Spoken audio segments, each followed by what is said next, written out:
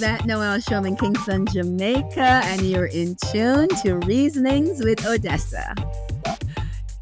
I'm here with my beautiful friend, my Grenadian sister, Yvette Noel-Schure in the house. Hello. How are you? I am wonderful. Jamaica is really good to me. It is. And we love you. Oh, It's my one Caribbean. goodness. One Caribbean. So you're here for Future Makers Yes.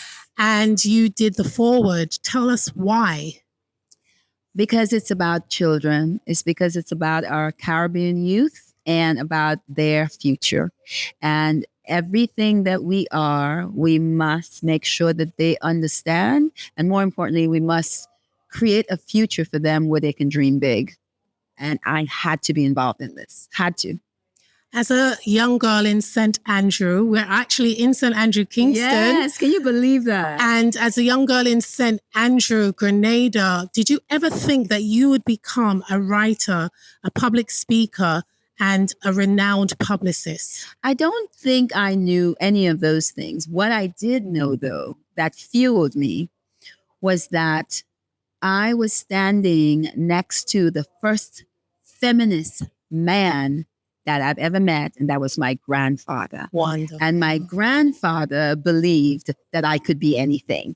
Before I could believe it, he was like, your brother's smart, you smart too. Your brother's going to learn how to drive, you should learn how to drive. And so I was just like, oh, well, if Papa said I could do it, I could do it. And then I think I fell in love with words and, wanted to know its meaning, wanted to know its roots, wanted to know how to use it in a sentence.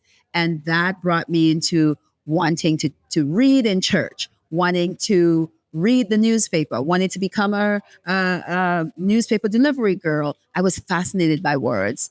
That naturally gravitated into a career in journalism, an editor, and then, I don't know, it's a very long story. I had no idea how I became a publicist. I didn't think about being a publicist, but all of those things I mentioned before prepared me for that. So sometimes you don't know, but you're already doing the work to get to where you need to be.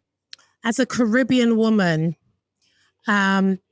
what do you want for our future makers? What do you want to see that some change in the Caribbean? What is it that you're looking for?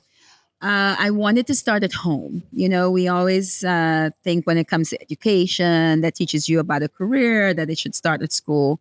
And it really needs to start at home. So the first thing that has to happen at home is that parents have to believe in their children's dreams.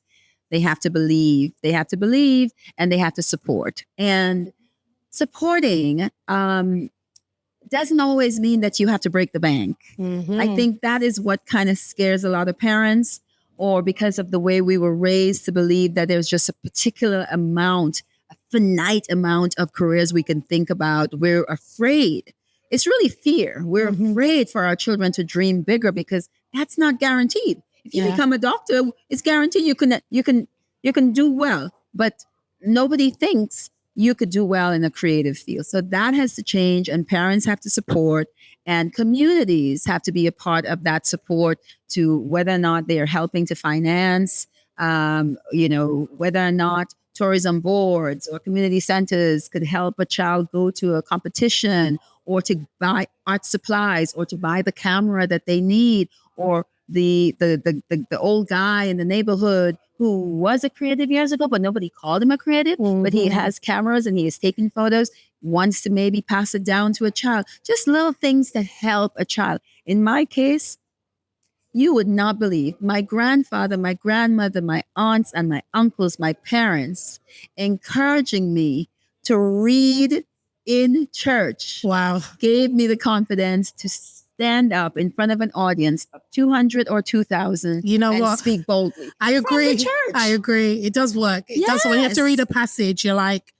oh my God, you get nervous. But then after the next week and the next week, you get your legs, you get your voice. And let me tell you something. The best echo in the world is in the church. So you start hearing your voice. You're like, whoa, I could do that. So I think if parents and teachers, community leaders work together, start investing in children, not money again. I'm saying time, effort, one sentence that say, I believe in you. It goes such a long way.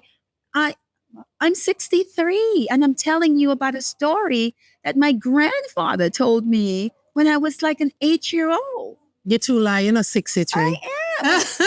It stays with me forever that I could hear my grandfather's voice saying, Wow. Yvette, you're a bright child. Mm-hmm. You're a bright child. You could do anything you want to do. And you're doing it. Because we remember so many bad things that people tell us. Of course. It's really good to tell your kids good things. Yes, it is. So that it fuels you for the rest of your life. All right. Tell me the last quote that you had everybody say. I learned a while ago while I taken a tennis lesson from this amazing coach in Grenada, Richie Hughes. And it stuck with me and I share it with people.